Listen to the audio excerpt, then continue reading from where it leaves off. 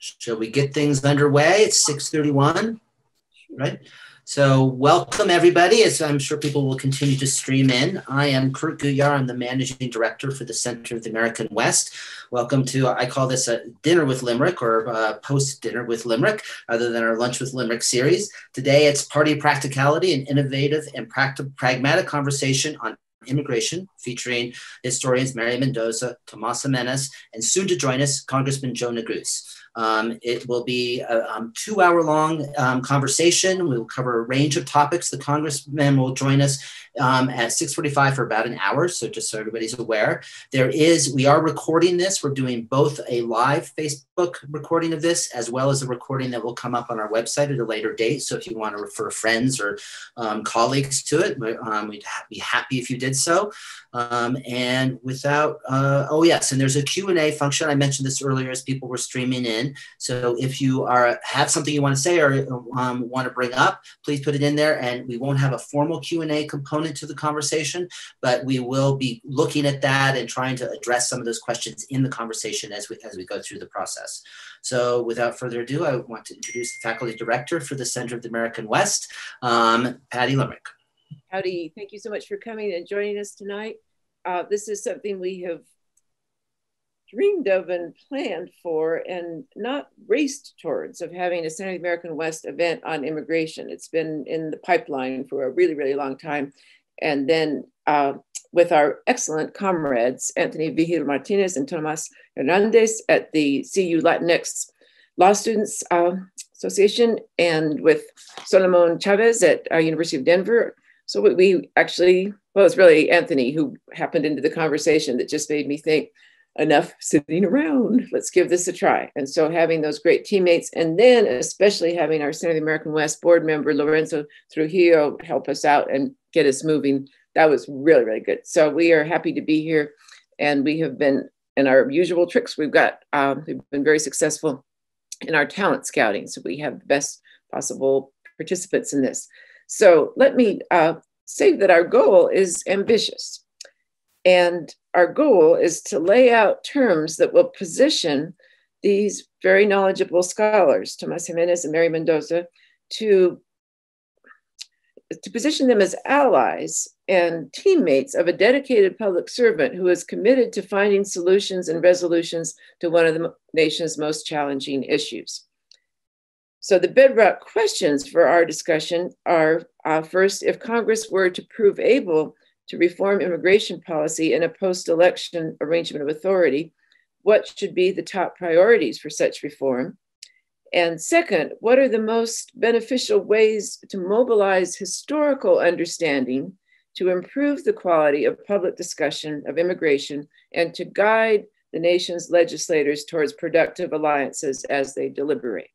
So, Mary and Tomas, nod if that's what you thought you came to do. That's kind of what you... Okay, good. That's what I thought. We have had actually very wonderful planning meetings, so there's a lot of clarity in that. Long in planning, and really something that we have wanted to do for a long time. This is an area that has seemed to be stalemated, and yet I think we were going to find out in various ways tonight that it is not actually as divisive as it is often portrayed. So by the way, I should also say that Congressman Neguse will join us at 6:45 and be part of our discussion for an hour. And then when he has to depart for other activities, Erica Blum, his staffer with the prominence of immigration as her topic, she will stay with us. And that's where we'll really shift to the, okay, what do we do that could be down to earth and helpful and pragmatic part of our program?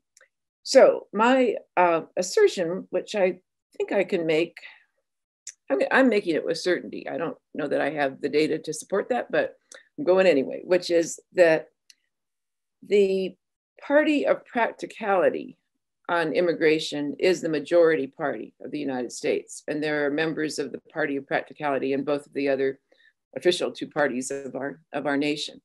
Those folks don't really have a place to rally. They don't really have a place to find each other and note their alliance and their common ground. And so we are hoping this is going to be an occasion for the party of practicality to really get traction, come into its own, get recognition. So we want to find this evening the best match between the expertise of our panelists and the well-being of the nation and the maximizing of the talents and energy and sense of affiliation with a larger cause in all of its residents. And again, shake your head if I'm thinking, if I'm going somewhere that panelists are not really interested in going, but I think I have that right. So now to give things away a little bit, because that's what we want to make sure we're very clear and very aimed on in our discussions, we have picked the two policy recommendations that we think are compatible with Congressman Neguse's agenda, as he has already defined it, and are practical and have this coalition of practicality behind it. So the two things that we'll be pursuing will be the policy of creating mechanisms and procedures for the legalization of immigrants. That certainly includes DACA students, but it is not exclusive to DACA students, and it has a much larger constituency and sector there. And the second policy objective is with a recognition of the ineffectiveness, the disturbance of ecosystems, and the burdensome expense of the building of extensive physical barriers and fences and walls on borders. So let me just repeat that. The ineffectiveness, the disturbance of ecosystems, and the burdensome expense of those extensive physical barriers. The policy recommendation would be to direct funding away from walls to things that actually will enhance the nation's sense of security and save money at the same time. And that is certainly a priority in these days of deficits. So that's where we're going. And the two people going with me now, we've got the Congressman. There you are. So I will quickly introduce our two presenters. We have with us Mary Mendoza, who is a professor at Penn State University. She's working on a book. I'm going to cut this a little bit short since we do have the Congressman with us, but I'll just say very quickly that she is a person, a historian of the US-Mexico borderlands, the environment, and the history of race relations in the United States, 19th and 20th century, very strenuous and demanding topics, and she is a master of both of those.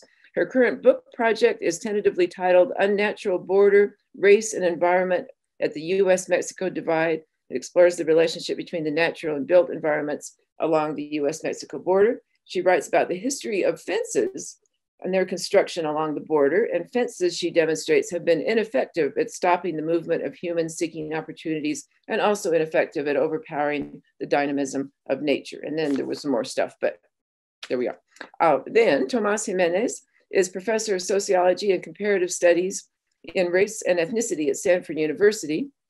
His research and writing focus on immigration, assimilation, social mobility, and ethnic and racial identity.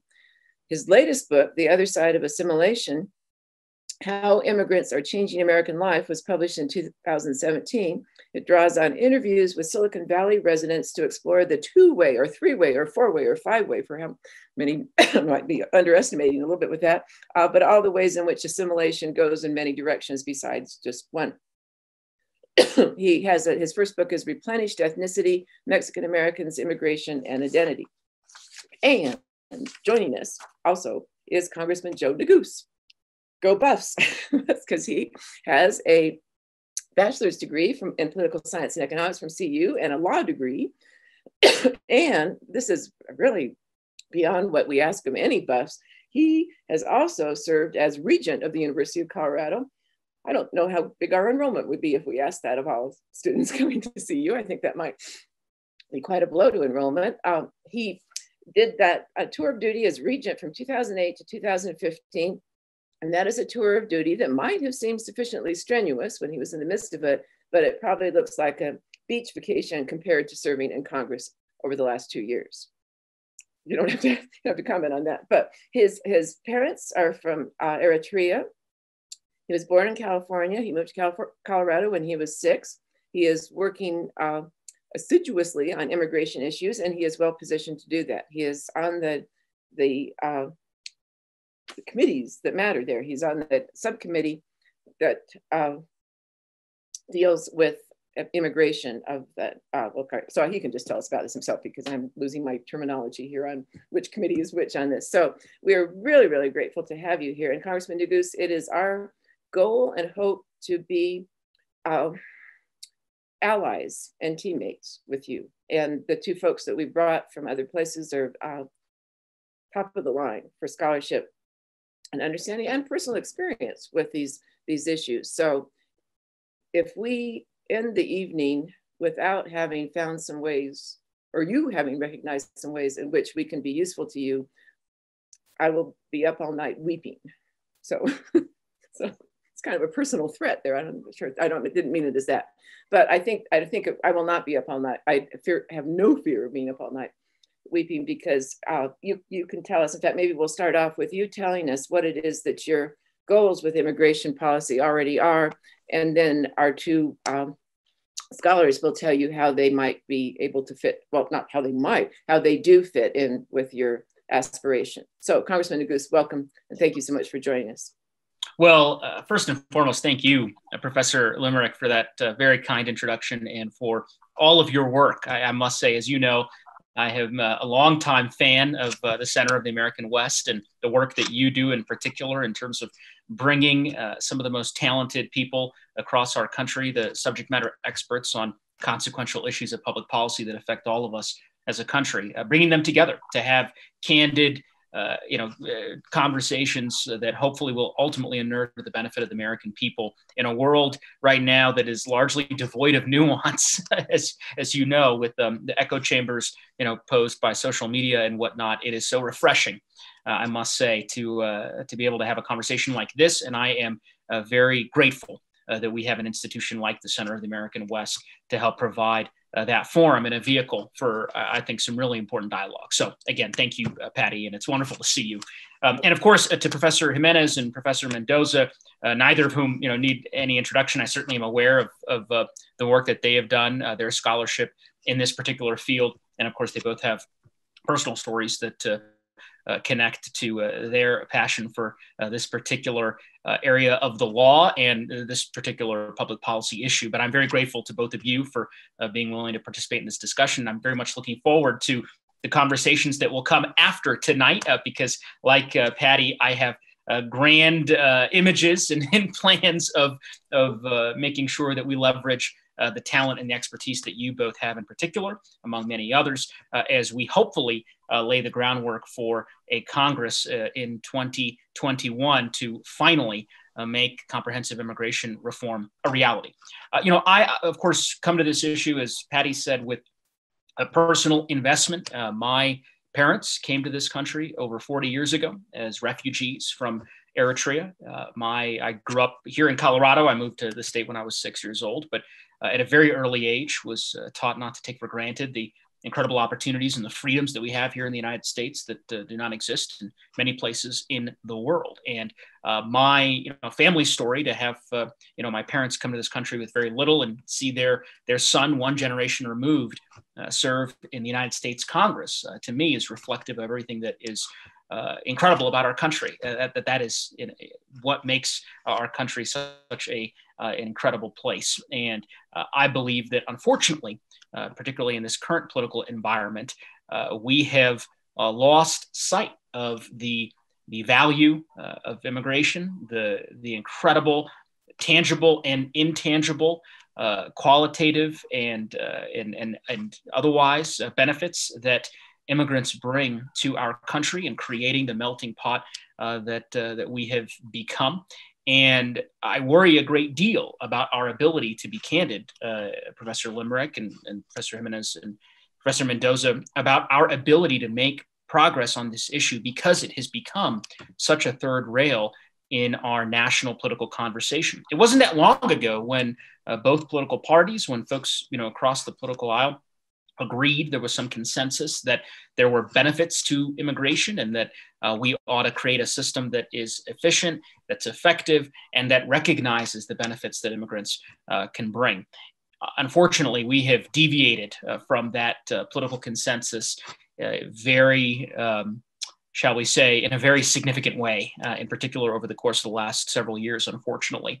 And we could spend hours upon hours relitigating the various mistakes that I believe have been made at the federal level with respect to how immigration laws should be crafted and enforced and implemented here in our country. But tonight is about turning the page, and I think imagining a political environment which we have every responsibility to create that would enable us, right, the right ecosystem to potentially get a comprehensive, bipartisan, comprehensive immigration reform bill through the Congress and to the president's desk for his signature.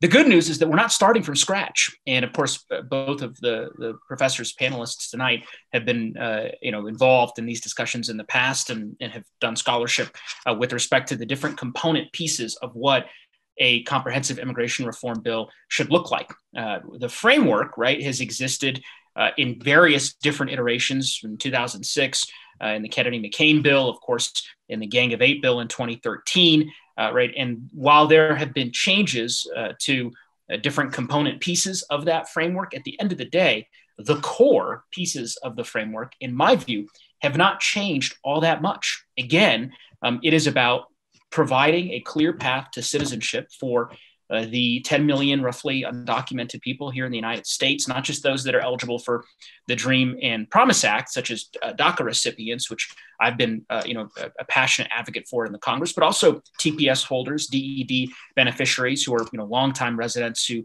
call the United States home. I'm sure we all are aware, but some folks who are watching tonight's program may not be aware that the average TPS holder has been here for 22 years, and that the average DACA recipient came at age 6. I attended my first State of the Union shortly after being sworn into the Congress in 2019, and had an opportunity to bring a guest. And I decided to bring a DACA recipient here in our community, this wonderful, talented young kid named Elias, who's a student at Colorado State University in Fort Collins in Larimer County, part of our district. And I must say, being able to visit with him and having him sit in the gallery of the United States Congress as we, listen to the president's State of the Union, it really hit home just how much his life and the lives of young people just like him really are at stake. Their lives and their livelihoods, their ability to be able to continue to call America the only country they've ever really known as their home. So that piece of it, in my view, I think is something that we ought to be able to ultimately reach consensus on. My hope is we can turn down the temperature of our politics and recognize that that's something that needs to occur. Now, in addition to that component, I think part of the conversation that is lost, and I suspect both of our scholars here can opine on this front, when we talk about immigration reform, is the reality of just how archaic some of our laws are. I mean, many of these laws have been largely unamended for the better part of 30, 40 years. This is the last time, the federal government did major comprehensive immigration reform in the late 1980s under President Ronald Reagan. So you have a visa system that is, again, a very, very shall we say, in my view, ineffective. And I think that leaves much to be desired in terms of the way that it just functions, right, from a pure practicality standpoint. And that extends across the board.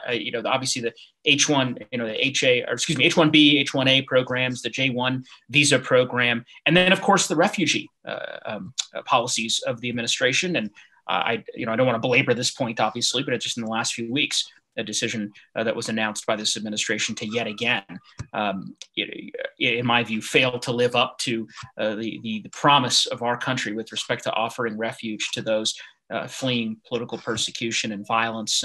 And so, there are any number of myriad places within the immigration code, right, the laws of our country, where I think we're going to have some very, as I said, candid conversations about modernizing those laws, updating them, right? And then fundamentally, obviously, some policy questions about whether they should be changed in a way to better reflect, in my view, our country's values. Finally, of course, we have to talk about what's happening with respect to the detention of immigrants in our country, and much of that falls under the jurisdiction of the Homeland Security Committee. As was mentioned, I serve on the Judiciary Committee and also serve on the Immigration Subcommittee, which has plenary jurisdiction over our immigration laws. And so I can certainly tell you that the conversations are already happening. I think they've been ongoing for many, many years about what a comprehensive immigration reform bill would look like with respect to a Judiciary Committee marked up bill. But also, I would say that the Homeland Security Subcommittee, full committee, and the various subcommittees are going to have a role to play as well to make sure that we eliminate the terrible abuses that have happened, again, in my view, over the course of the last 4 years, not just on our southern border, but in states across the country, including right here in Colorado at a privately run detention facility in Arapahoe County. So a lot of, I suppose I'll stop there because I don't want to monopolize the whole evening, but suffice to say that this is a very, very complex issue. And I think my goal moving forward, if we are, as I said, successful in creating a political environment that enables us to move forward with comprehensive immigration reform, is to have those tough conversations and to find a path forward, because the bottom line is too many have waited far too long for Washington to ultimately get this done. It is a indictment of the way in which Washington functions currently, that we have been unable and unwilling to get immigration reform across the finish line in the United States Congress. So I'm going to continue to do everything I possibly can. And I'm looking forward to hearing from both of our scholars about their take on how I can best move that conversation. Thank you so much. Thank you very much for that. And your phrase, turn the temperature down, is very consonant with what we have been planning with the, we don't actually control the national thermostat, but we're going to try. Our goal is to refuse the usual lines of division and misunderstanding, and to note that those earlier bills that you pointed out there were Republicans involved and Democrats involved in those bills. So we can certainly, we're historians, so we can appeal to that not so distant past there. But it is our aspiration to refuse these usual lines of division and misunderstanding, to bring people with us, to think what might bring people together, to pursue a unifying message, to reach a version of America that is at once more diverse and more integrated at the same time.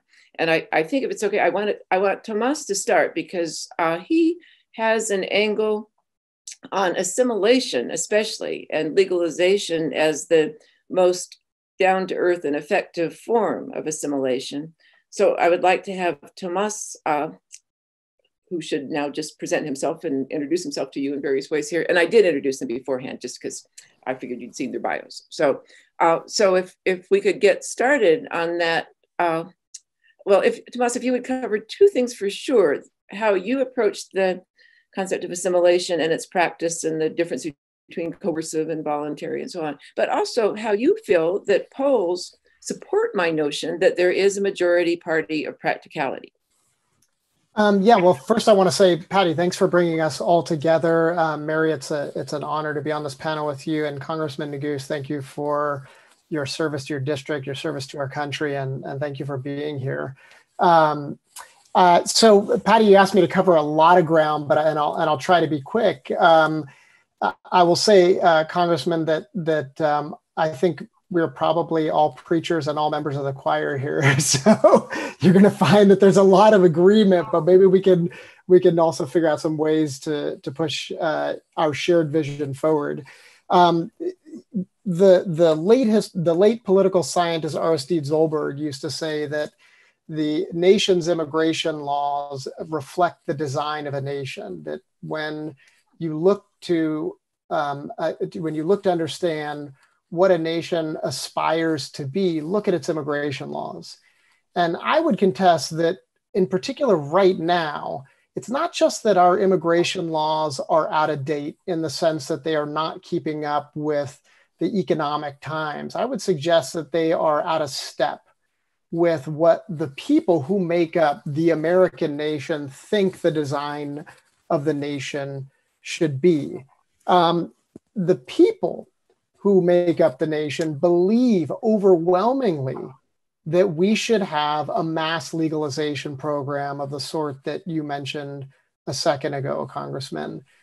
If you look at polling going back 15 years, a consistent and large majority of Americans are in favor of a legalization program. And if you look at polls where respondents are prompted with a question that includes a pathway to citizenship so long as immigrants promise to learn English, pay back taxes, and do background checks, you're looking at 8 out of 10 Americans agree that that is a policy that we should move forward with. And as you alluded, you can't get 8 out of 10 Americans to agree on anything right now, but they agree on that. And so I just want to underline why I think legalization is so important, and maybe a way to highlight what I think is the sentiment of most Americans about why it's important. And that's because legalization, unlike any policy lever we have right now, has the power to be a mass assimilation program. And I know that that's a loaded term. Let me just say that when I'm thinking about assimilation, I'm thinking about a socioeconomic aspect that includes advancing across generations in terms of number of years of education that people get, in terms of people's incomes, their ability to interact and participate fully in American society. And as that happens, the character of the individuals, their outlooks, their beliefs change, but so does the notion of the American mainstream. As immigrants assimilate into a mainstream, the character of the mainstream itself changes. And Patty alluded to a book that I have written about this kind of two-way, three-way, multiplex directional nature of assimilation. That's kind of what I mean, that immigrants are changing us in all of the ways that we celebrate, and just as they are changed by their presence here. But getting back to legalization, it's so important because unlike anything we could do, it has the power to assimilate not just the 10 to 11 million individuals who are in the country right now without legal documentation, but also has the power to be a kind of engine of assimilation for subsequent generations.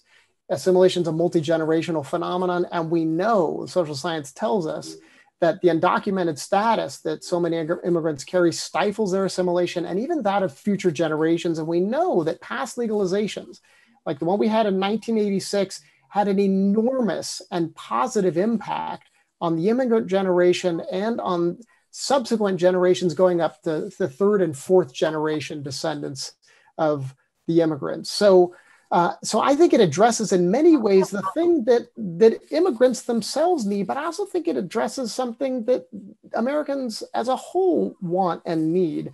Fears about immigration are not driven in principle by economic concerns.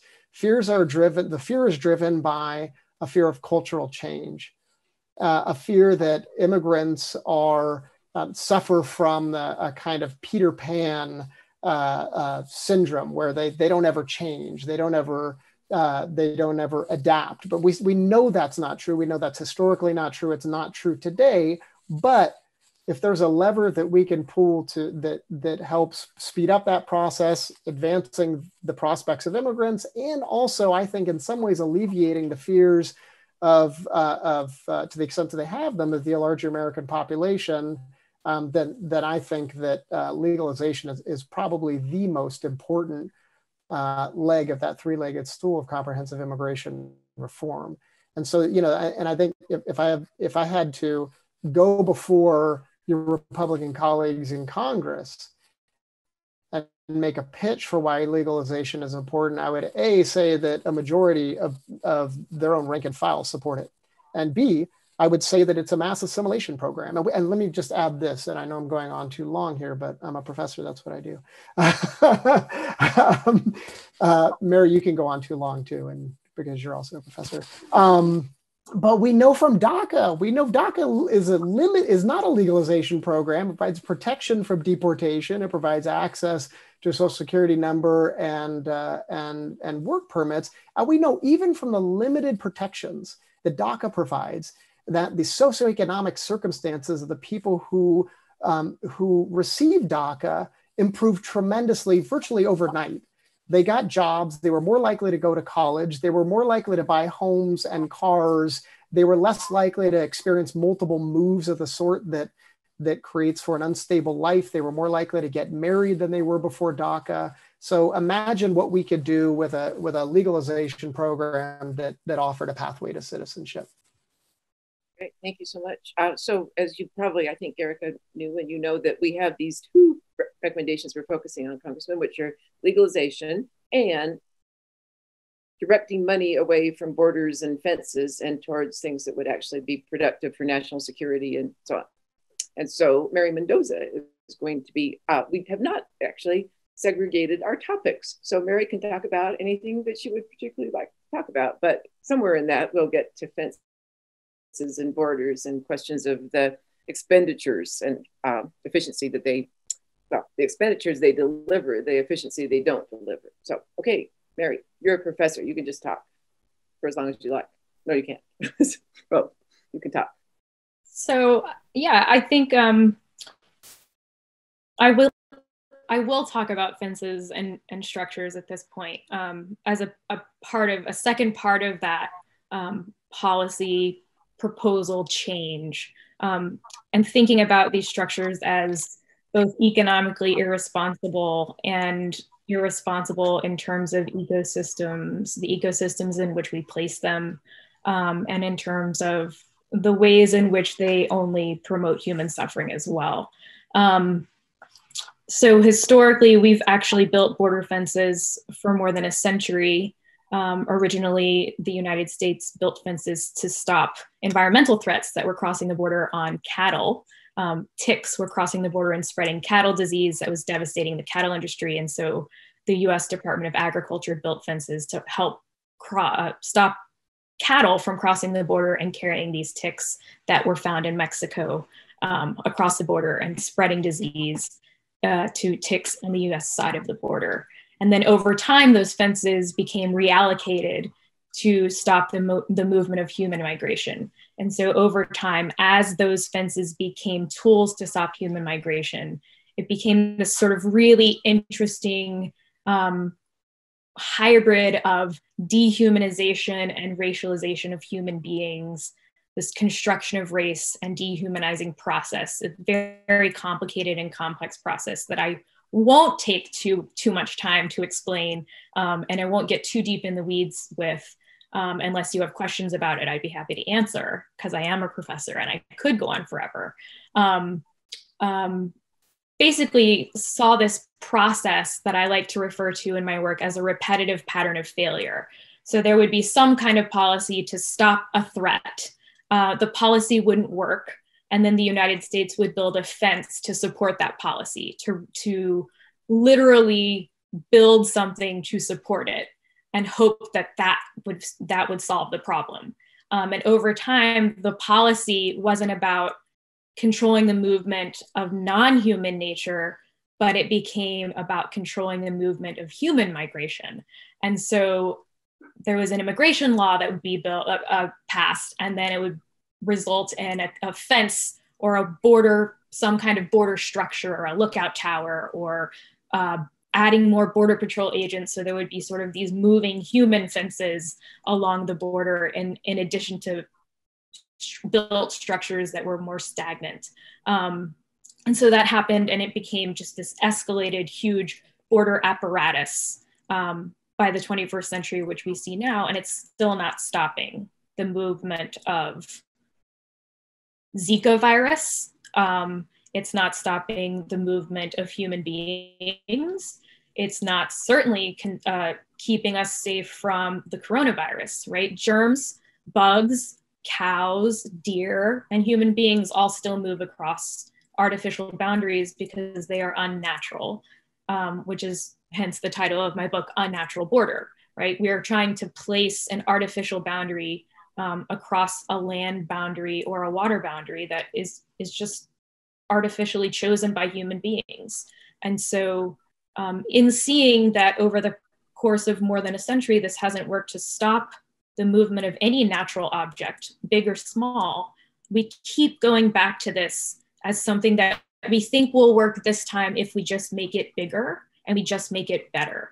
And so it's been really interesting too in studying this to see that that has been a bipartisan project. Bill Clinton, for example, passed NAFTA.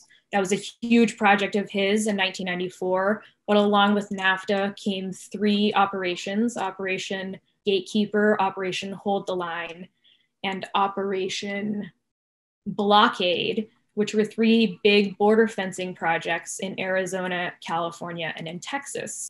And those projects were all his. Bill Clinton, a Democrat, right? So we often think too, like, oh, Donald Trump wants to build a border wall, but people don't think back to this as also a project that was part of a Democrat's projects as well. And so in thinking about pitching this as something we should take off of the table as comprehensive immigration reform, because it seems like if Democrats want to pass comprehensive immigration reform, they have to have some kind of border security policy as a part of that. Otherwise, they won't be able to say, pass something that will include legalization or a path to citizenship. They have to have a border security component. I would say arguing that this is fiscally irresponsible would possibly be a way in, to say this is proven to be a huge waste of money. And if we actually look at the people who live at the US-Mexico border or along it, those people don't want this. Those are the people who see what's going on down there every single day. And it's actually really interesting when we ask the American people who really wants to see border fences being built. It's very rarely the people who are living along the border, because they see the border fence for what it is: useless. It's totally useless. And I think those who want to see construction at the border are people who live really far away from it, because it's more symbolic of power and control than anything else. I'll stop there for now. Thank you. Thank you. I would like to have Tomas say what you have said to us in our conversations about the orderliness of the border at this moment in time and the multiple factors. So rather than time for great alarm, build fences, time to think, well, it's actually, I use the word orderly, and I'm not sure that's quite it, but not a state of out of control intrusion. So, well, sorry, why don't, if I want you to say it, why am I saying it? Do you think, has anyone figured that one out? So please, Tomas. Patty, I think you tend to say things that we'd like to say much better than we would. So I appreciate that. Yes. Congressman, tell him not to encourage me. Tell him that, because yeah, I mean, there are many things that are remarkable and indeed tragic about the way that we're talking about immigration today in terms of politics. And there are also many ways in which the way we're talking about immigration, especially in Washington, have nothing to do with the reality on the ground. And one of those ways is to talk about the border as something that is totally out of control, that there are floods of people coming across the border. This is not to mention that there is a rhetoric about people coming across the border to hurt us.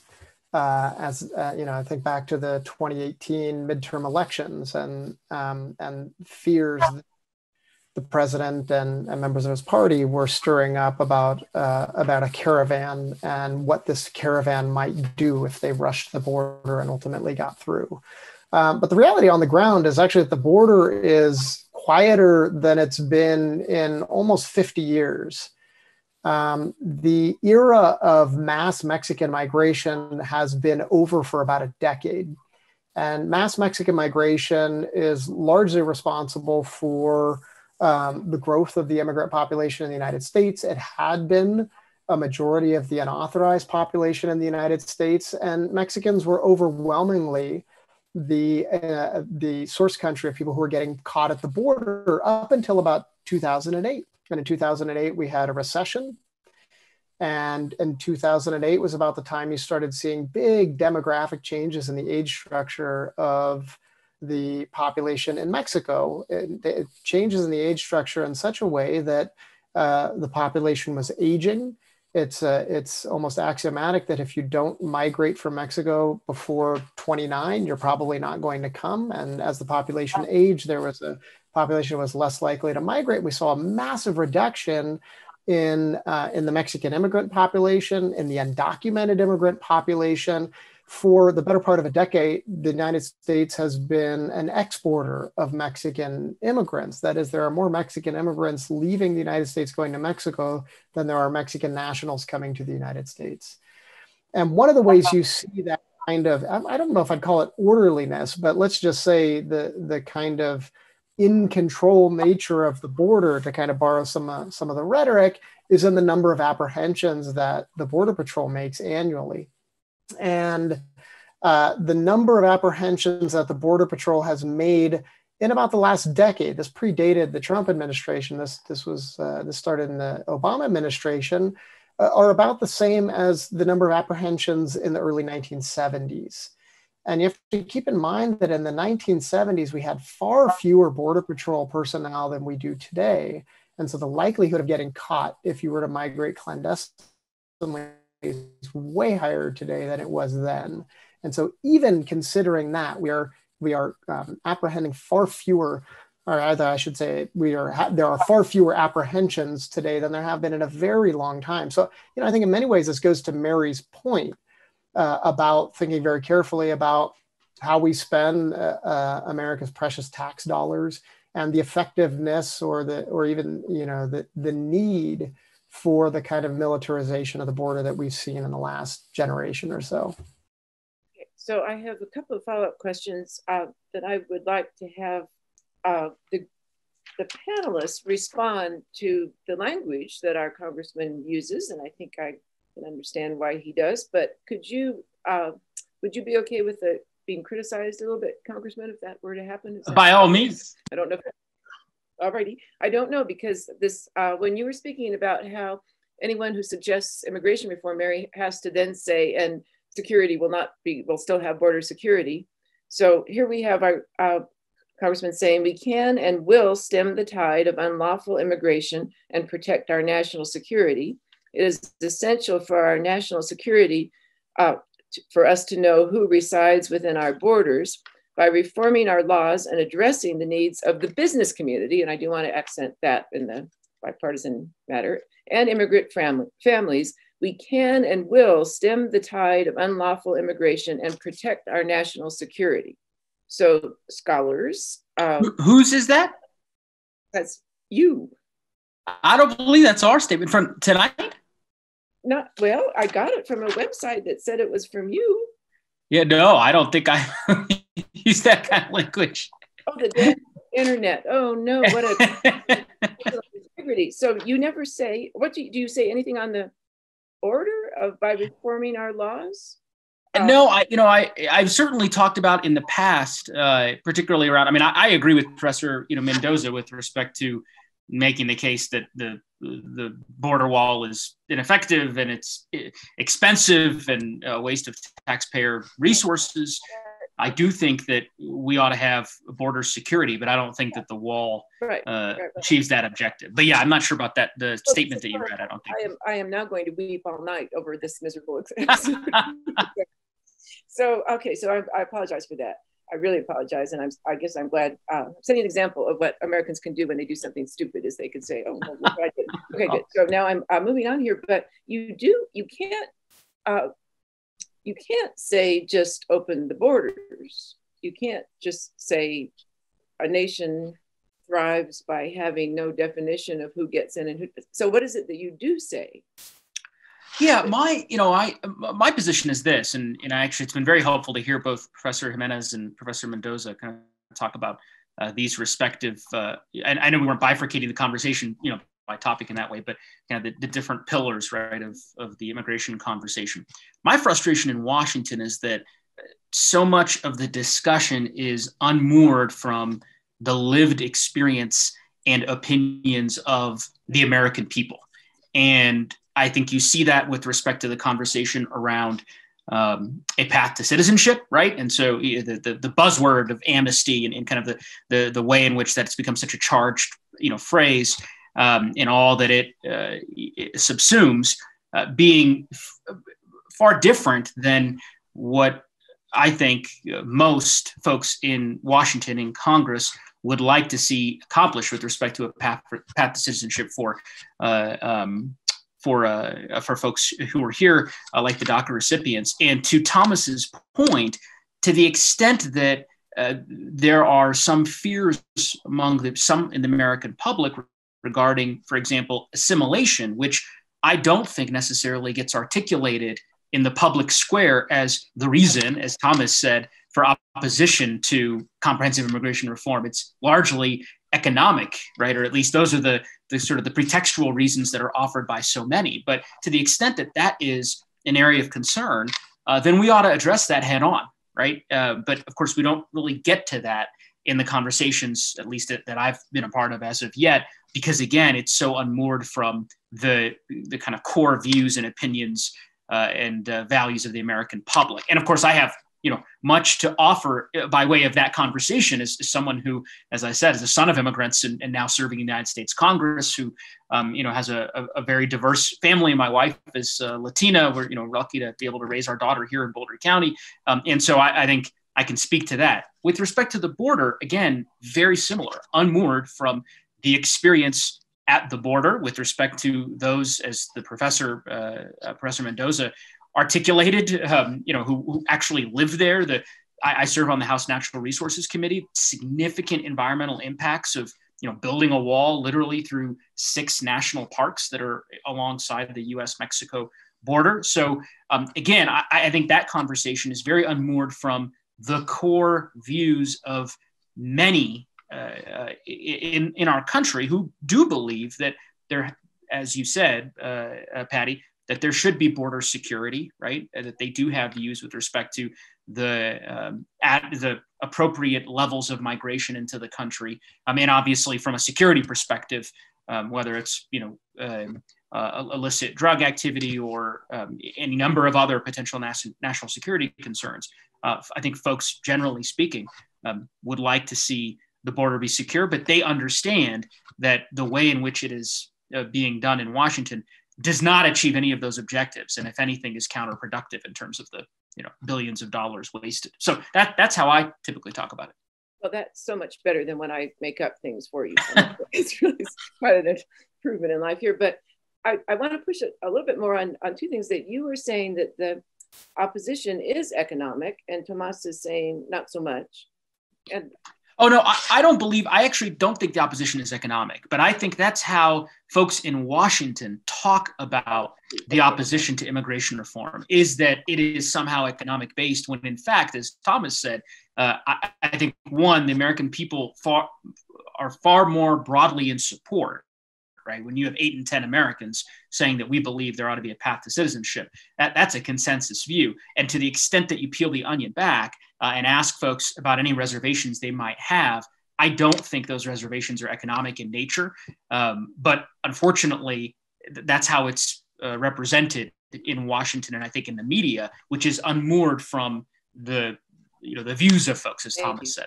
I hope I'm articulating your view, Thomas, right. I mean, that's at least how I understand. That's exactly what I intended. So, and I mean, I think the other thing, just to punctuate the point on the views that Americans hold, that if anything, over the last 4 years, the American public has actually shown itself to have more positive views about immigrants than they did 4 years ago. If you look at the number of people who say they want the same number of immigrants or more immigrants to come to the United States, that number has actually gone up overall, and it's even gone up slightly among Republicans. The Republicans are divided in their views about immigration if you look at the polling. And so, if we are the party of practicality, I actually think that and Congressman, you opened your remarks by saying this, that there are people who are gettable. There are people who I think want to take a practical approach to immigration, even in the party that doesn't seem to want too much practicality right now. And so I think it's a question of how to inspire the bravery of the leadership, the courage of the leadership, courage of people like Lindsey Graham, who used to be courageous on this issue, and also inspire the rank and file to actually ask for some of the things that we're advocating, and that they show themselves to support. Can I say one other thing, Patty, that, we didn't talk about this as a policy, but we've kind of gotten in the conversation about assimilation and integration and incorporation. And I actually think one thing the United States has never really done is have an immigrant policy. Now, there are some exceptions. So, let me make the distinction. The immigration policy is about who. If I could, I by my little club with a quotation kept Mary for speaking, and I'm I'm sorry. Yep. I will. Don't forget that. Hold that. Okay. Reclaim your time. So what I would like to go back to, having flubbed my first round on this, so Congressman, you used words like appropriate levels of migration, some degree of restriction, I guess would be the word, because how else would that be? So could you and Mary chat for a moment or two about what would be a way to put that? The appropriate levels of, that it is not what will sometimes Republicans of a certain stripe attacking Democrats will say they want an open border. That's all they want is an open border. And that doesn't seem to be what you're saying. So, no. And I don't think, I mean, I'm not going to speak for others. I don't think that's the position of most in the Democratic Party, at least as folks in Congress. I don't think so either, but I would like to have Mary tell you what would be really great to have you say. Okay. I think this is a really complicated issue, right? Because as you were reading, Patty, the statement that is apparently not from Congressman Neguse's website, I was thinking, of course, his website has to say that. It has to say something about national security, because how do you get elected? It has to. But maybe it doesn't, because maybe it's not from your website after all. But I wouldn't blame you if it was from your website, because every politician, as I was saying before, right, without some kind of commentary on that, on border security, or some component of we must secure the border, a Democrat wouldn't be able to pass any kind of immigration reform policy. So it seems like it is one key pillar of policy, as it would need to be in order to get something done in another form, in order to get legalization, in order to get any kind of amnesty, anything like it, in order to revamp the visa program. So these are other ways that I think about, how can we make it so that there isn't a backlog of applicants who want to come into the United States from Mexico or Latin America in particular, because that seems to be where people are crossing at least the border that I study. I'd also love it if people understood the differences between the Canadian and the US-Mexico border, and then really, really, truly ask themselves why each of those borders looks so different. Is it about race? Is it about poverty? Is it about racial constructions and understandings of people being very different than and our northern neighbors and our southern neighbors being very different? I think so. I actually write about that a little bit as well. There are flower pots in Derby Line, Vermont, that separate the US from Canada. That's what marks the border, flower pots. There's no border wall, it's flower pots. That's how you tell where the border is. That just thinking about the difference in imagery from some of the places along the US-Mexico border, and then that place along the US-Canadian border. I just think about that stark difference, and I wonder how that is even possible.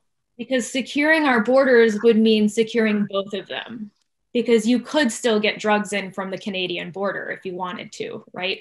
And so I would like to see pushback in that way as well. And then again, investing in some kind of program so that we can really see who's coming in, an application process. I think Border Patrol do a really hard job. I think they do a really impossible job, because keeping track of every single body that crosses 1,951 miles of a border along the US's southern boundary is a tough job. It's a really tough job. So maybe getting more Border Patrol agents to patrol, and maybe thinking about the kinds of shifts and the way that we do that could be another way to do it. I don't know all of the answers. And I generally, Patty, as I told you in a planning meeting, I dodge this question very, very frequently, because I say, well, I'm a historian, so my job is to tell you what hasn't worked in the past, and your job is to figure out what will work differently in the future by learning from the past. But I also think about learning from history and thinking about points of collaboration in the past. There have been moments when the US and Mexico have worked together, not always perfectly, but the Bracero program is a moment where absolutely it wasn't perfect, and Mexican workers who came from Mexico to work in the United States from 1942 to 1964,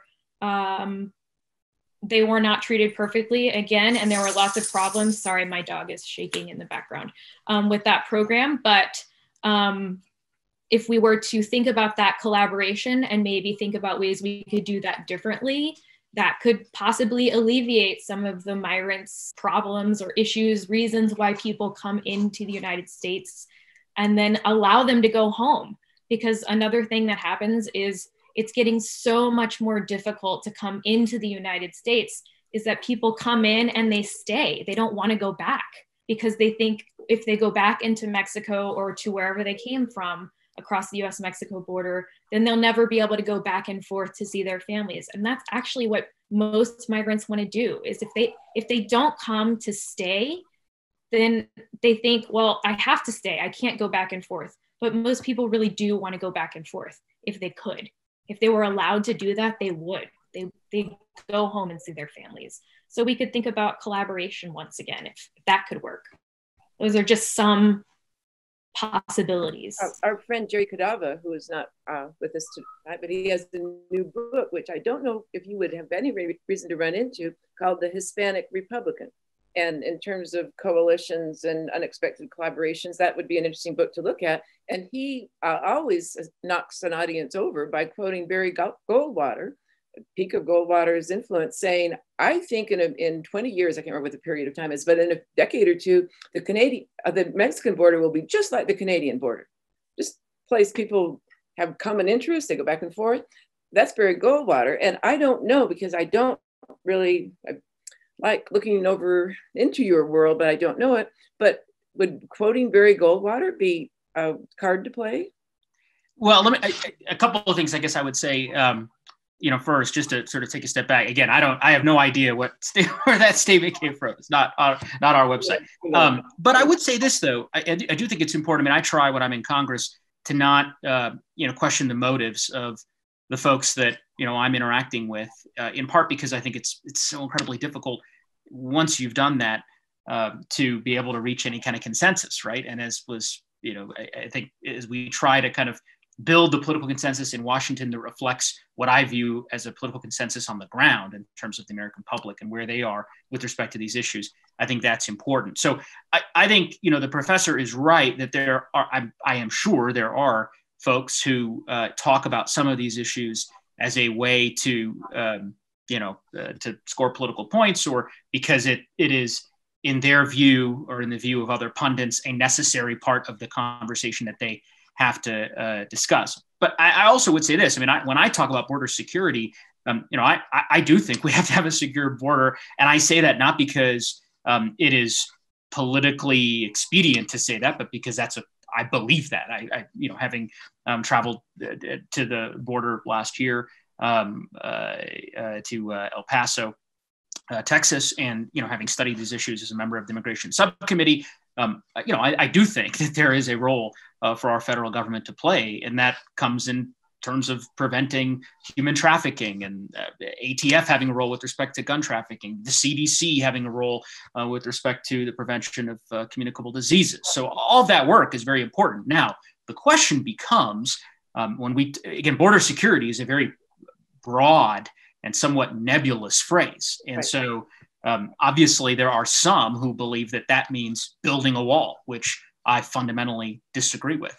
But there are others whom I think would be willing, to your point, Professor Limerick, if we turn down the temperature of our politics, to have a candid conversation about what are the goals you're actually trying to accomplish with respect to border security. And then from there, I think seeing whether or not there are places where you can reach an agreement. It may be, as was said, that perhaps some folks are just unwilling to have that be part of the conversation, or there are others who believe it should be the only conversation that they have. But in my view, I guess that's sort of where I land. Okay, so on turning down the temperature, at some point I would like to have a quick discussion of the idea that used to be very common and widely accepted, that this is a nation of immigrants, and that was not said in a tone of lamentation, but of that's what was the basis of our strength. So that's come up in our discussions, that is still a viable narrative, and yet it's been quite besieged by other narratives. So would having historians help out with that assertion of the nation of immigrants, and this is our strength, and it's the Southern and Eastern Europeans seem to be very different, and then they turned out to assimilate and so on. Is there a way in which the historians could be helping with not in any way silencing the other narratives, but giving particular robustness to this nation of immigrants thing? Is there still viability in that phrase, a nation of immigrants, and how much is that eroded and how much does it need to be brought back would be an interesting question. So maybe you could tell us if this is something that is a strength, if it could be more, if it could have more robustness restored to it, would that make a political difference, I guess is what I'm saying.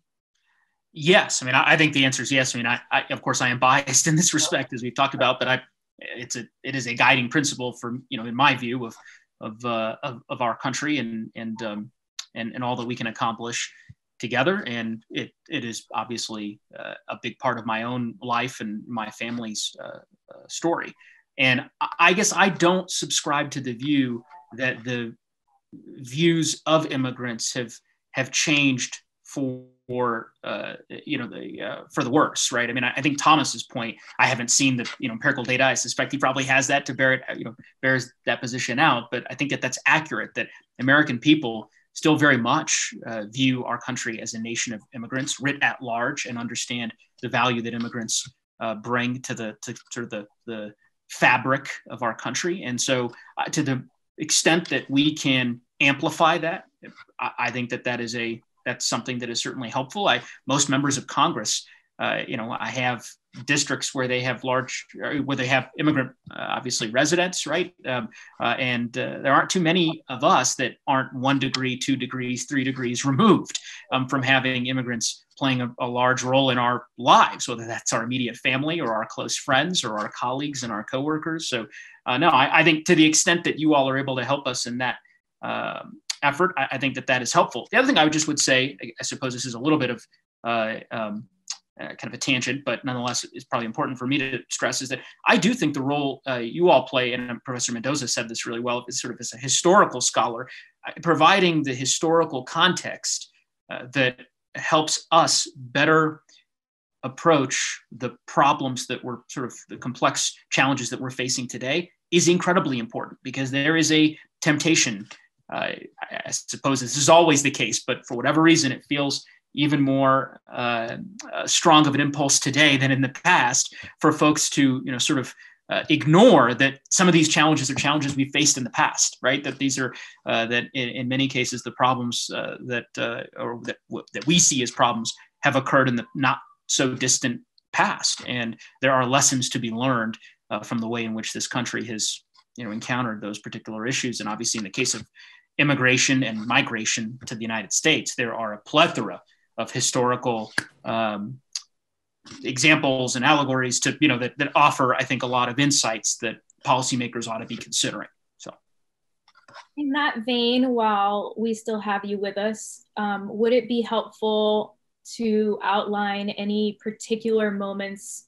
Do you have any questions about any particular moments in history or particular things as you think about policy going forward that you want to ask us about? Were there particular moments of collaboration, particular moments of tension, particular things about immigration history, immigration law, assimilation, anything like that that you think we could be helpful with while you have us here? Yeah, I mean, one for me, it's a dangerous question because there's so many questions that I'd want to ask, but we don't, and I know we have limited time. But in 1986, I mean, the last time our nation's laws with respect to immigration were, rewritten, at least in part, I was 2 years old. So, I have studied it, of course, in law school and now as a member of the subcommittee. But I am curious to the extent that you all might have thoughts to offer as to the political environment at that time and the interesting coalitions that were ultimately constructed to enable progress on that issue, because it may be that there are some lessons that me and some of my colleagues on the immigration subcommittee, Republican and Democrat, ought to draw from them. Well, that's a good question. The ins and outs of the coalition building practices I know less about and more about the actual policy. Tomas? I was quite young. I wish I could say I was 2 years old. I was a little bit older than that. Actually, a lot older than that. But anyway, I don't know that much about the ins and outs. What I can say, and Congressman, you alluded to this in your opening remarks, that immigration was a much more bipartisan, nonpartisan issue. You had really pro-immigrant Republicans then, and you had really anti-immigrant Democrats. And that was true really up until 15 years ago, 20 years ago, maybe even less, 15 years ago. And so, there was an environment that just lent itself to kind of bipartisanship on immigration. So, I mean, just for example, Tip O'Neill was a Speaker of the House when the Immigration Reform and Control Act, IRCA, was signed, and Ronald Reagan was the president. And I would encourage anyone to go look up Ronald Reagan's signing statement. It reads like a speech from the Democratic National Convention in terms of just his effusiveness of the contribution of immigrants and the benefits of legalization. He goes on and on about the benefits of legalization for immigrants themselves in the country. When I have tried to stir Republicans to rethink their position on immigration reform, particularly legalization, I keep going back to one of their idols, and Ronald Reagan and his position on immigration, which is radically different than the party's position today. I'm not sure that helps a ton. I do know, but let me say one thing, and that one of the things that was missing in the relatively recent efforts to get comprehensive immigration reform done is a kind of loud voice of the business community.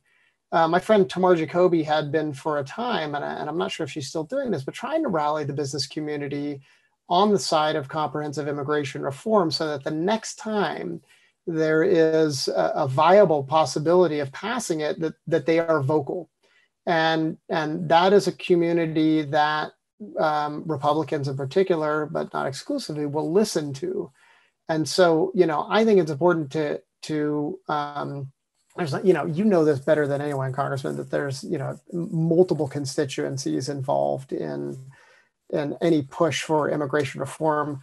One of our local members of Congress, Zoe Lofgren, also a Stanford grad, is the chair of the immigration subcommittee, has said, that when she took over as chair, she didn't realize that there was a lobby for supermodels to get visas to come to the United States. And she offers that to highlight just how complicated it is. But having said that, and a sort of pointless aside, that the business community is, I think, incredibly important in terms of gathering a coalition that can push through the kind of package that I know that you support. I mean, the other thing I could say is getting more immigrants and the children of immigrants elected in Congress is a great way to do things too. People who, there is nothing like personal experience to inform your position and to be a kind of platform for empathy. So I have disturbing news here. I was taken out by a loss of internet connection for a moment or two, but this statement is actually on a website of yours. And you have been sabotaged or hacked or something or other, because this actually does appear on, it says priorities, Congressman Neguse. So you need to check on hackers or something. Anyway, so that is very peculiar. We'll follow up, yeah. Yeah, I think I found I think I've been a good scout for you, that there's something that has gone awry here, but exactly the stuff there. So I feel better about myself, though. I also feel like, oh yeah, what an example to the students. Trust the web, huh? Just trust the web. So, okay, this has been a good experience for me. So I was gone for a minute or two, and I'm not sure, Congressman, are you having, do you have more questions, or have we cut you short on that? And do you want to ask advice, suggest, see if they could do things, ask them anything, ask me? No, we were just, when you were off, Professor Mendoza had asked me a similar question. So we were just kind of going through that now. Great. So can we go back to the turning the temperature down? I know that sometimes with land management agencies, I have been useful coming in as a historian, coming between the public officials and the general public and providing a deeper perspective in time. I believe I have turned the temperature down for the elected officials or the appointed officials. Is there an equivalent way in which, I know that there are amicus briefs, maybe something like that is in order, but is there a role that, again, I believe I have been able to figure out how to do that in natural resource management and land management. I don't know how to do that here. Maybe it's part of the rallying the business community thing, although as if the business community needs to know, well, of course, I think for us, that's a complicated matter because the business community has sometimes been exploitative and demeaning, and it's so, but is that a matter to hold back on building an alliance because of that? Maybe not. So if there's any coaching you could give, we're called public intellectuals. That is we don't have t-shirts that say public intellectuals, but a little coaching session for public intellectuals. And if on November, well, I guess I don't know, it'll be January or November, but whenever you might be positioning to go into action on this front and on these initiatives, what could we be doing in anticipation of that or at that time? So a couple of things I would say. I mean, first, I think it's incredibly helpful as scholars to share your scholarship with us as members of Congress, because I think oftentimes there's probably this sort of sense that we might be unwilling to listen, or that we already have access to the materials that are out there. And truth be told, I can't tell you how many times I've had a conversation with a professor or someone who works in this space. Actually, the land management example is a great one, Patty, where I've learned a great deal from having a conversation like this one, or just being able to have access to some of the materials that you all are preparing, and the data that you have at your disposal that can ultimately prove very effective for us as policymakers, both in terms of decision making and then also in terms of defending those very same decisions or concessions or what have you. So I think that is incredibly important. In my view. Okay, so we could do, as I understand what comes out of our conversations, we can do here are things that people tried before and they didn't work, that they thought would control a situation that troubled them, they didn't work. We can do that much anxiety and agitation over failure to assimilate turned out to be unjustified and unnecessary. There's 3 or 4 other things that we can do. Here's the really scary question I must ask you now. Does fact and accurate statements of that sort, does that carry weight in political argument? So I do think that facts carry weight. I must tell you, at least the debates that I've been a part of, I'm not going to say all, because obviously some of my colleagues don't necessarily want to, engage in a more sort of intellectually honest debate. But I would say that I think facts do help, and sort of being able to make a fact-based argument when I'm, debating some of my colleagues around pieces of legislation is incredibly helpful. If for nothing else, then I think also shaping, the public debate about some of these very same issues. And so I think that it is very important. And then, Patty, I'm just, because I got an email here on simultaneously as I'm looking for my side from an aide of mine saying that, yes, so the language, I think I just got confused. The language that you cited was the justification that we were making for increased legal immigration. So I guess I thought you were talking about that in the context of undocumented immigrants, whereas we were making the point that we ought to actually increase the legal immigration pathways to our country, similar to what I was talking about in the opening in terms of H-1B, J-1s, and so forth. So I think that was the confusion. I can see what happened there because Mary had said that for anyone to say, take the walls and fences down or don't put your time or trouble into that they then have to say, oh, but we will also work on security. So I did, so that paragraph certainly does begin with the legalization thing, which I think I might have paraphrased that earlier. So, this is getting really fascinating to see me figure out what it was I did there. But yes, it is a paragraph that begins with the advocacy of legalization and then ends with that language about national security. So, okay, but I think I just did that thing of quoting out of context. I think that's the community I just committed there. So do you think, and I don't want you to say anything that isn't the right time to say this, but it's okay. There's discussions going on about you folks, you and your people in Congress are talking about what you might do along these lines in really practical ways. Is that right? Yeah, I think so. I shouldn't oversell it, right? There are conversations that are happening ongoing, I think, between members of Congress on both sides of the aisle on any number of different issues, right? And folks kind of, obviously, we have a very consequential election in 30 days. And so we'll see what happens there. But on sort of very central issues that I think the Congress has been delaying for a very long time, climate change in terms of action against climate change, infrastructure funding and repairing the crumbling infrastructure that we have in our country, and reforming our immigration system, right? Those are sort of very, very big topics that the Congress has, for whatever reason, proven incapable of leading on for the better part of the last decade and a half. And so, I think there are, and I'm certainly talking to different members of Congress about what a comprehensive immigration reform bill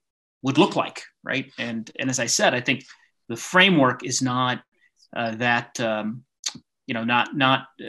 distinct from what we've talked about before. I think the question will just be, will there be a political will to move and get something done? Obviously, I have my own views about what it will take in terms of the political environment to enable us to do that. Right. Am I wrong in thinking that? No, I'm not wrong. I think I'm quite right on this one, but I've lost my nerve on some of these things. But President George W. Bush was remarkable in his immigration initiatives. Yeah, the initiative we talked about, right? This was the McCain effort way back in 2006 with Kennedy, the late Ted Kennedy, of course, the late John McCain as well. And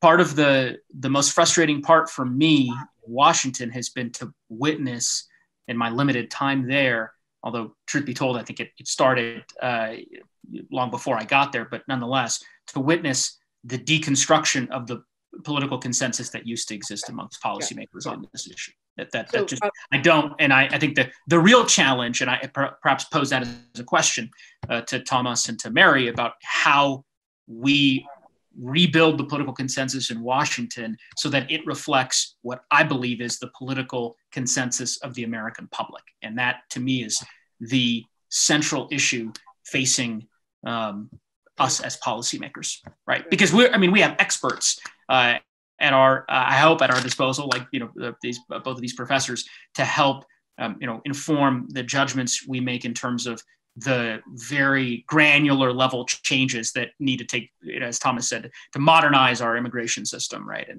But before we get to that step, we're going to have to figure out a way to rebuild that political consensus, and that's a lot of what I try to do in talking to some of my colleagues on the other side of the aisle about some of these questions. And as I said, part of my point in terms of offering that example about not impugning others' motives is precisely the sort of this turning down the temperature attempt with some of my colleagues who do want to see reform in at least some of these pockets, of broad immigration policy.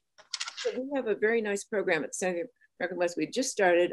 It's called Bipartisanship and Friendship Happen. And we started with Bob Beaupre and Mark Udall, who are very good friends and who spoke together. So it would be so excellent if you found that a useful venue. If you do find, well, I'm sure you probably have such a person identified. If you have a Republican who would like to join you in a bipartisanship and friendship happens, then we would just be giddy to have the chance to be the hosts of that. And we would also be giddy if we could get former President Bush to come join the cause here, which would be really quite a different and unexpected card. And so we don't really know how we would do that. And then we would be giddy. We don't have to be giddy. We'd just be happy if you wanted to let us know. Maybe it's working with a speechwriter or something, but if you need more stories, I don't know that you do, but of different time periods and different issues of people of achievement that have your story of having had an opportunity that a different policy would have denied you, we could do that. So if you see places where you can send us in, Coach, I think is the technical way of putting that. No, I will certainly take you and Professor Jimenez and Professor Mendoza on that kind offer. Take you up on it. Thank you. And we know we have now taken you a little bit past your time with us. So that's okay. No, that's all right. I just have to make sure it's almost nap time for my daughter. So my 2-year-old. We're not getting in the way of that. No way. So thank you so much for joining us, Congressman. And we'll linger and chat for a while afterwards about future plans. But we really, really appreciate your time here. And thank you so much for joining us. And no, thank you, Patty, for setting it up, and thank you both for being so generous with your time. It's certainly appreciated. Okay. Thank you. Thank you. Thank you. So now, Erica, those of you who are with us, we're very eager to have those of you who are in here listening come into the conversation as well. And we do have the Q&A thing here, and we now.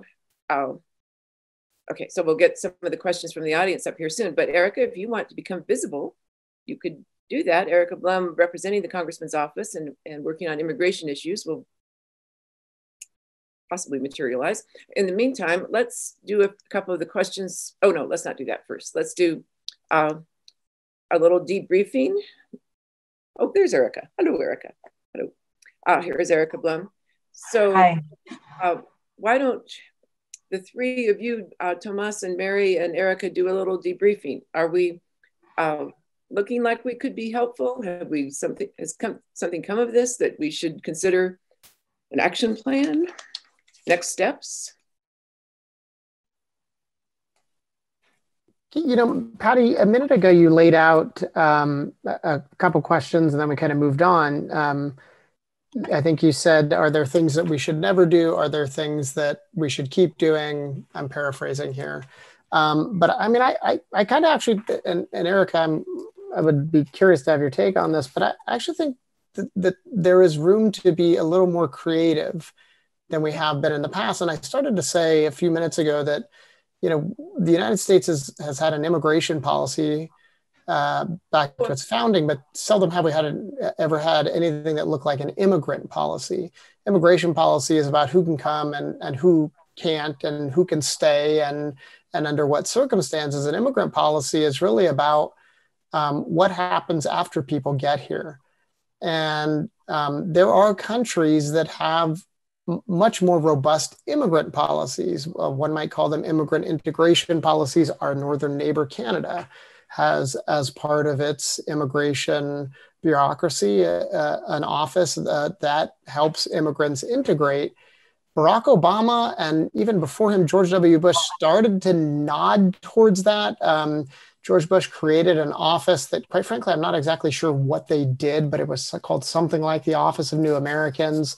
Under Barack Obama, we had a White House task force on New Americans, and that office, or that task force, was charged with lifting up the work that was being done by mostly counties and cities.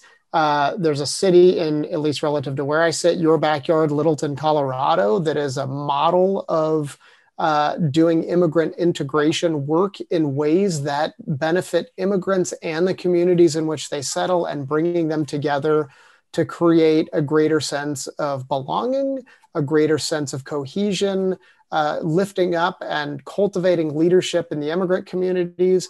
And you see these integration policies popping up all over the United States. in where I live, Santa Clara County, San Mateo County, city of San Jose, city of San Francisco, state of California. California has become a kind of model of a welcoming state to immigrants, but it's really everywhere where you're starting to see these kind of local level policies. And if it is the case that states, and let me even extend it to counties and cities, are laboratories of the nation, then I wonder if the efforts by places like Littleton and Santa Clara County to do immigrant integration work are really laboratories that provide a model for what the federal government might do. And Congressman Neguse knows this well, because the only semblance of an integration policy we have is for refugees. And so, exactly. we didn't talk about this in our previous conversations and the kind of lead up. So forgive me for springing it on us here, but it's something I'm actually quite passionate about. And I think there's a lot of work that can be done there. And forgive me for cutting you off because you were going to start on that, and then I held you back on that one. But I mean, the Mayor Burkholder in Lakewood years ago was totally in alliance with the consul, with the Mexican consul, just working steadily on how to make that a community that was recovering from kind of a bad history in those terms. So that is totally interesting about the municipalities, and that might actually be the leaders on that. And there's lots of opinion these days that by focusing on the nation, we are really looking at the worst place to put our attention, and the decentralizing and I'm sorry to say, this is incredible that I didn't actually really attend to the fact in Littleton. I know some particular stories about individual immigrants from Littleton, but I hadn't realized that there was a whole program there. So that seems cool. Several years ago, the Migration Policy Institute actually gave the city of Littleton an award for their integration work. So I'm going to shift just quickly here to some of the questions from the audience. I'll just read them. It is my impression, this is my friend Tom Reese, it is my impression that historically immigrants in the first generation are apt to be strongly conservative about the basic principles of the US. I think conservative as in devoted to highly American in identification, eager to join the service and so on. So what about that? Mary, do you want to say anything about that? I think probably, I think it probably varies. I don't think there's one particular way to prescribe any particular way of being to any particular group, but I would say that in my own family, that's true.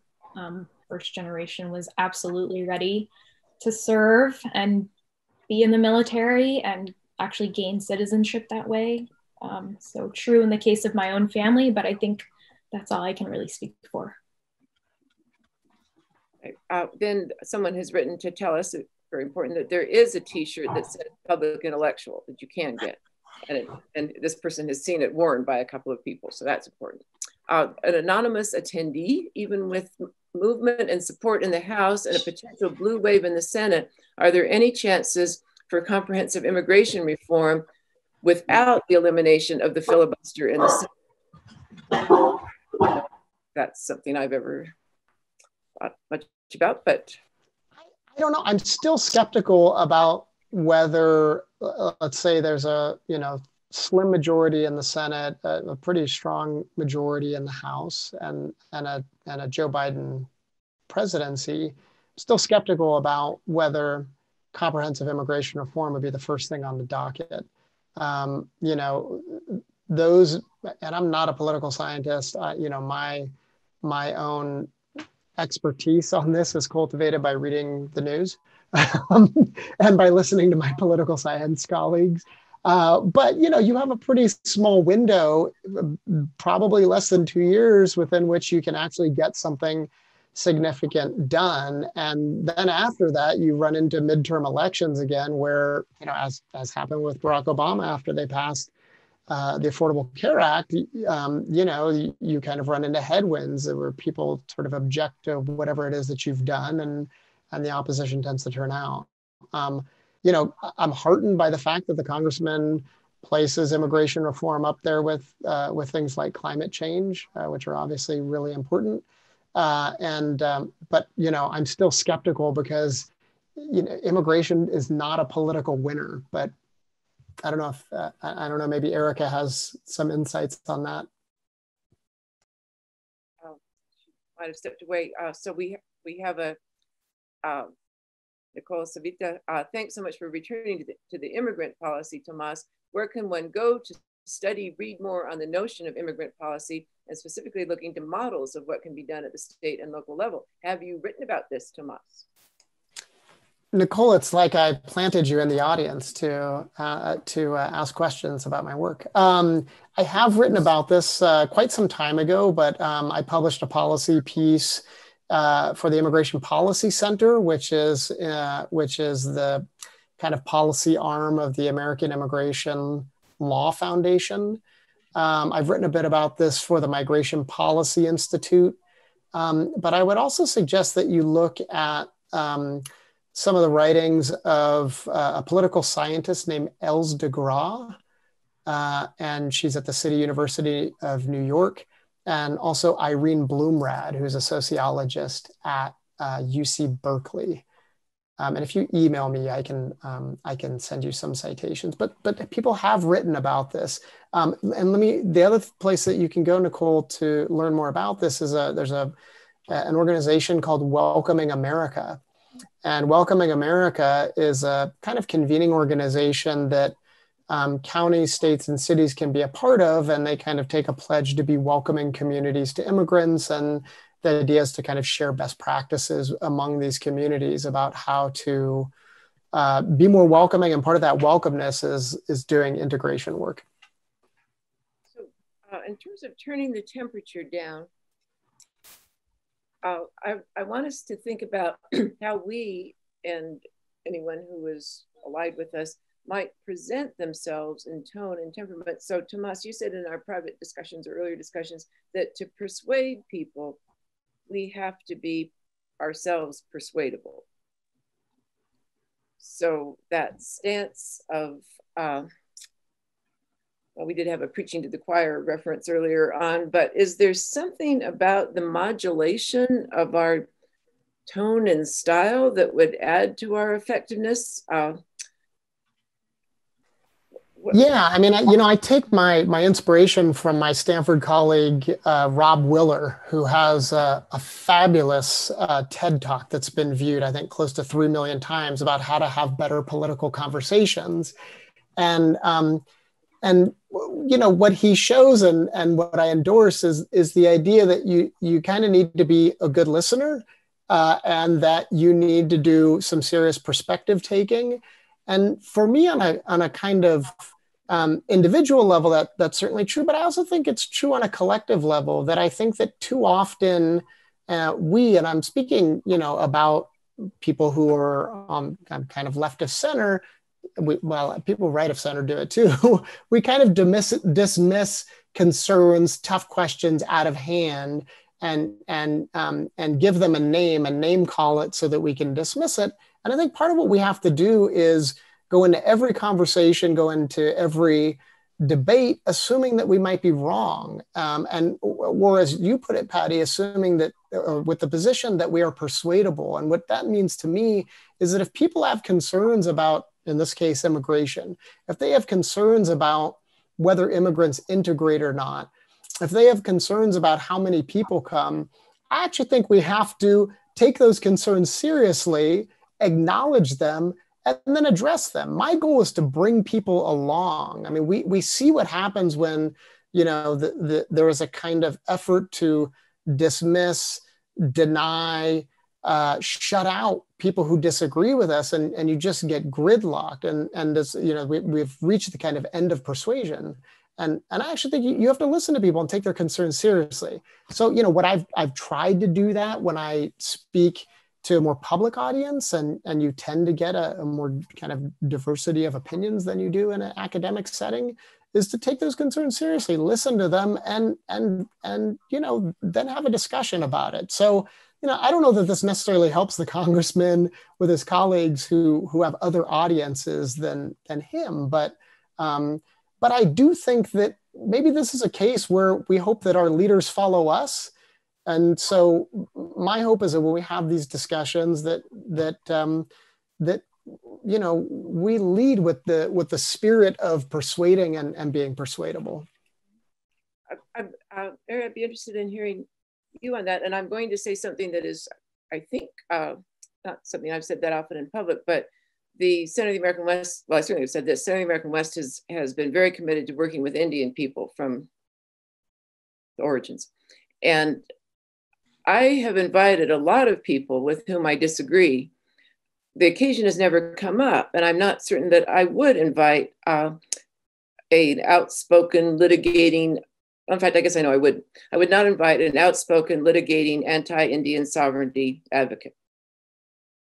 I wouldn't shout him down if some other group brought him. I wouldn't shout her down, but I wouldn't be able to do that. I think that's a place for me where I would think, well, that's a boundary. So I put that forward because I think I would go, I'm not quite sure why. I think my range would be further in the listening and giving a hearing to and trying to figure out what's going on in immigration issues than I would on tribal sovereignty issues, which is just me. But so I say that in case Mary wants to say, actually, at a certain point, you don't bend. At a certain point, all the tolerance in the world is, that's not sufficient for some. So that's, I'm just opening the door, Mary, if you want to take more of a, well. Is that because I might seem like the least flexible person in this conversation? I'm just kidding, Beth. No, I was actually going to say, I think what many of what Tomas many of his points were spot on. What I was thinking though, when Tomas was just speaking, was that for all of, if I could control what everyone else was doing, that would be wonderful, right? If I could control the flexibility and the malleability of the people listening to me, as if they were puppets, that would be great. You know, hoping that folks would want to be brought along, or that they would be willing to listen to my perspective. That would be great, but I can't. What I can control is the way I present material. And I think what historians have in our toolbox is that we can tell stories. And I think connecting with other people at sort of this viscerally human level is something that we can do. And I think that's something that really matters. And that's how to bring people along, not to say, I'm gonna try and persuade you to think like me. I'm gonna tell you a story right now about a Mexican woman and a young boy who died crossing the border. And then I'm going to tell you another story about a Mexican coyote who got caught a year later when he was crossing other folks, and 2 other people died crossing the border in this other way. And then I'm going to tell you this other story, and I'm going to paint this other picture. And I'm going to tell you another story about someone who found their dead sister in the desert, and on and on and on. And then people start to really think about what maybe that would feel like if it was someone in their family, or they think about, oh gosh, I can't imagine what it would be like to cross the Sonoran Desert for 4 days with only 1 gallon of water, and, you know, jumping over cactus plants. And, you know, so really making folks think about, on a human level, what it might be like to be in another person's shoes. Maybe that's the tool we have that other disciplines don't have. Maybe that's something we could offer. And then saying, you know, the stories that I just told you are from 1950, 1951, and 1954, but you also could have just read them in the New York Times this morning. Right. And that's kind of a problem, that we could still see that in the New York Times. And in fact, we were talking about the piece published August 23rd, 2020, in the New York Times, in one of our meetings leading up to this conversation, that talked about the number of people who have died in the desert. And that's a problem. If we're still dealing with the same problems at the US-Mexico border today that we were dealing with in 1950, 1951, 1954, then maybe we ought to think about a new way to deal with that space. And Erica, I'm wondering if this is an angle that seems like it's got some momentum to it. And Mary and I both talked about, and Thomas too, about this, that there is quite a similarity in the narrative, as well there might be, of overland travelers in the 1840s and 1850s crossing, especially the Humboldt Desert, where the Humboldt River goes underground. You got 50 miles without any surface water. So every overland trail narrative of anyone going to California has a very terrible passage when they're going from Humboldt Sink to the foothills of the Sierras. So desert crossings, that's a big part of the westward expansion folklore. And because of the human body's setup with water, you can't tell the difference. There's no ethnicity, there's no nationality, there's just intense thirst and dehydration that can be fatal. And so I've always wondered what would happen if that similarity of people pursuing opportunity and encountering the worst torments of thirst, if that could be something that, in terms of that nation of immigrants, what is the common narrative, what is our story, that there's a lot of similarity in the westward migration and the northward migration, and they're off by more than a century, or about a century, or a little bit more than a century. So is that something that should, the New York Times reporters will never pause in the middle of a story about the deaths in the desert, in the Sonoran Desert in the present time. They'll never pause and say, this is uncannily similar. A Central American experience, essential American experience. So I obsess on that. I've used that with public audiences a few times, and it seems like it works. And yeah, I like that a lot. And I want to apologize. I was just fixing my delicate balance of internet connection and dog noise. So I'm sorry that I was off for a couple of minutes there. But I agree with all of these points of humanizing the issue and sharing individual stories. I myself came from advocacy. I worked for the Colorado Immigrant Rights Coalition for 10 years before I started working for Congressman Neguse. And on the messaging side, we need everything we can get. And for Congressman Neguse, for example, when he testifies on the floor of the House or in the committee hearings, it's always more powerful to have a narrative. And often that's a story of a constituent that humanizes the issue, whether it's USCIS backlogs or the Muslim ban or the expansion of the Muslim ban to include Eritrea, where his parents came from. He likes to tell stories, and he's also a huge fan of history. So I love the idea of making a parallel of the desert crossings now and in the past, especially as the desert crossings now have become so much more dangerous due to the current administration's policies of pushing people away from ports of entry. So I do love that idea. Thank you. In fact, there was no reason for me to go to the Humboldt Desert because there is a southern route to the gold fields that goes through New Mexico and Arizona. So there's Arizona desert stories that are 100 miles away from where people are in those troubles now. So, and I wrote my dissertation on desert passages. So I can help with this if that's of any use. I wonder though, I want to ask you this, Erica, for very understandable reasons, as a Western American historian, I am preoccupied with Mexican immigration.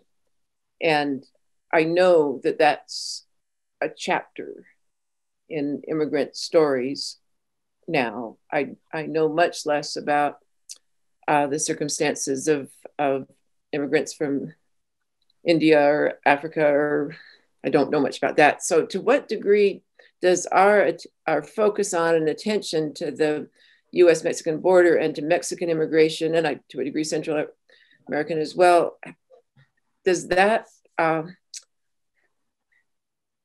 is that constrained in a way that reduces its effectiveness? Or should we be moving back and forth with comparisons of Mexican immigrants? Or so just help me with that. Is this too much focus on one nation as a source of immigrants to be as useful as we could be? Well, I think the tenor of the public debate right now is very focused on Mexican immigration. So I think it's very appropriate to also be focused on that as historians and advocates. Oh, good. That was what I was hoping for, but I was okay if it had been a different answer than that. Patty, can I just offer a point of fact? Yeah. And I don't actually have a point with this other than to just kind of offer it up as a fact. And I think Jefferson Kellogg looks like he answered the question about that. I don't know if you intended to or not, but touched on this very issue. No, I feel like we just actually addressed it. But one of the things that's quite remarkable about recent immigration trends, and I mentioned this earlier, is the incredible decline into an area of now net negative Mexican migration. But also, we are at a point now where there's, in terms of the new arrivals to the United States, there are more coming from South and East Asia than there are from Latin America, and that's a very new demographic trend, or I should say demographic fact in immigration, and so I actually think that's important to point out. And there was another point I was going to make, but I'm forgetting now. So thank you. That's right. I'll cede the floor. Sorry. I know what I was going to say. This goes to Erica's point, and I think somewhat to Jefferson's question. So Mexican immigrants make up about a quarter of the immigrant population.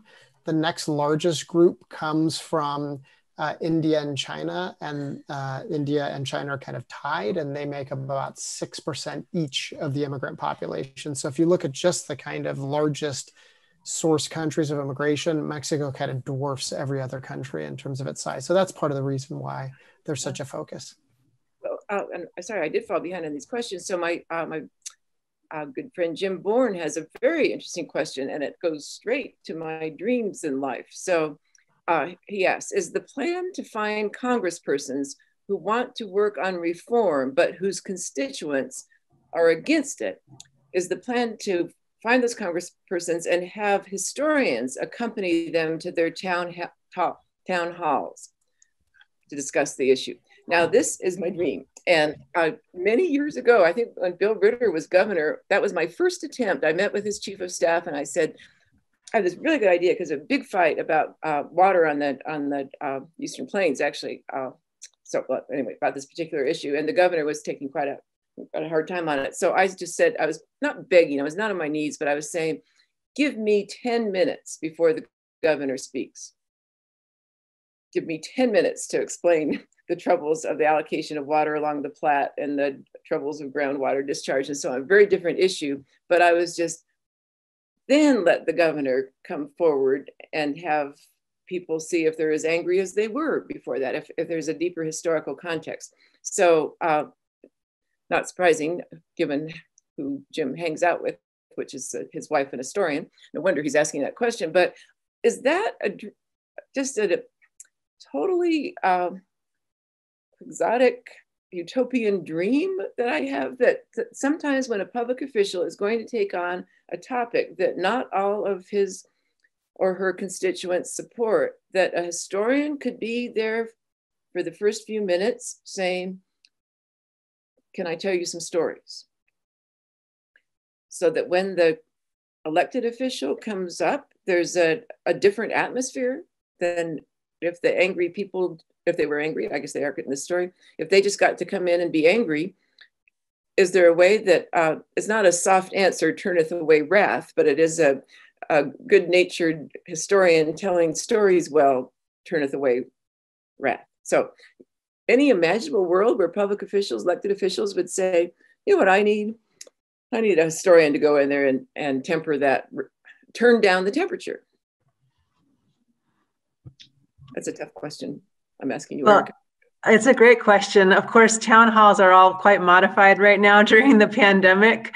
And I mean, it's really, they're public events. So I would say that historians and scholars are more than welcome to participate and come and bring any perspective that one would want. And I can pass it back to Professors Jimenez and Mendoza for their ideas as well. But if the congressman really, or congresswoman in other cases, would purposely say, I would like to have Professor Mendoza speak to us for 10 minutes here at the start, and then we'll get to the legislation up for consideration. So it's a little bit more than us just being good citizens and sitting there. I also feel that having, this actually has almost come to where people might do it, that at a contentious public hearing, people would be given a poem to read before the hearing started. And a poem would shift the form of listening. And heaven knows the literature of immigrants and the poetry of immigrants is very powerful as well. So maybe it's something more in the category of fine writing or effectiveness. But it seems like that just could really, I've seen people in those settings where they did not expect to hear a poem or they did not expect to be told an interesting story. And I have seen, again, more in land management, natural resource areas, but they kind of are breathing differently after they have heard the thing they didn't expect from the other angle. I can also imagine that some people would just be enraged, would just think, we came to hear about this proposed bill and now we're hearing a poem. What on earth? This congressman we thought was goofy, but now look at this. So it may not be a good idea. But that would be something I would have to bring back to the congressman. I wouldn't be able to give an answer in his behalf, but I will definitely present that to him. So then I will start quoting him out of context again if that happens, and then we'll bring it out a clip. So I do not answer on his behalf, and I will not quote him out of context. But Marian, okay. What do you think about this idea of being trotted out as scholars to turn down the temperature? I think if we could offer the general public historical context in every regard before they made any decision about voting, I would be thrilled. Yeah. I would love that. Yeah. Oh, great. We've got.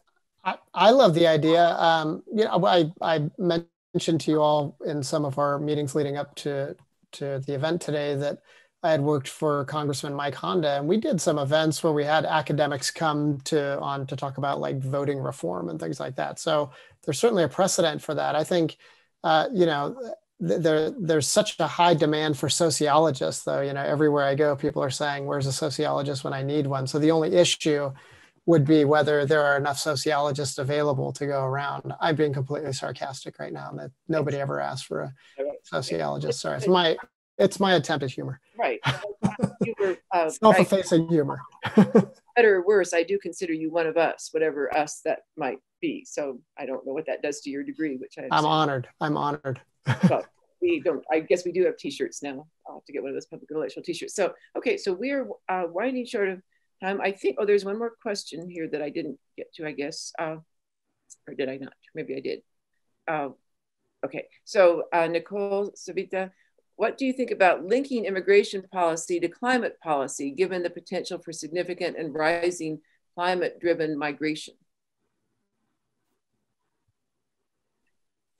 Yeah, I think that absolutely needs to be. I think it's already linked.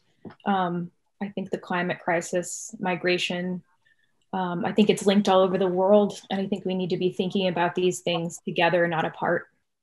Environmental issues across the spectrum need to be linked with migration.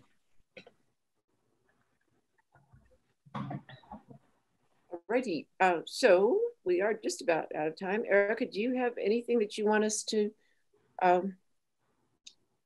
keep in our minds, percolate, get back to you? Anything? Where would you direct? Okay. I'll just do a really fast PSA for the constituent services that we offer here in district for anyone that lives in the 2nd Congressional District. So I'm the immigration constituent advocate. And if we have people on the call that are from CU Law School or have any friends or family that need to know about this, what I can do is make a congressional inquiry on a person's behalf if they're waiting for a decision from an agency. So that could be a DACA renewal, adjustment of status, naturalization, visa application of any type. So anyone that's waiting for such a thing and outside of normal processing time, which many people are right now because of slowdowns at the USCIS, you can contact me and I can share my email address with Professor Limerick. And it's a free service offered to all constituents where I reach out to a government liaison in those offices and say, what has happened to my constituent's application? And we can't officially call it expedite, but it honestly does result in an expedite because they're working with paper files. And when they hear from a congressional office, they go and dig out that file and then they respond to me. So, and people that don't live in Congressional District 2, there's somebody like me in every single congressional office of all political parties. So please reach out to your district congressional staff for not just immigration, but passports, IRS, Veterans Affairs, Postal Service, anything you need help with in the federal government, we can help you. And I always want to do my round of cheering on that. I did suffer from Social Security identity fraud, and your office just whoop, took it up. I was so going nowhere, and then I was there. And it is the expediting.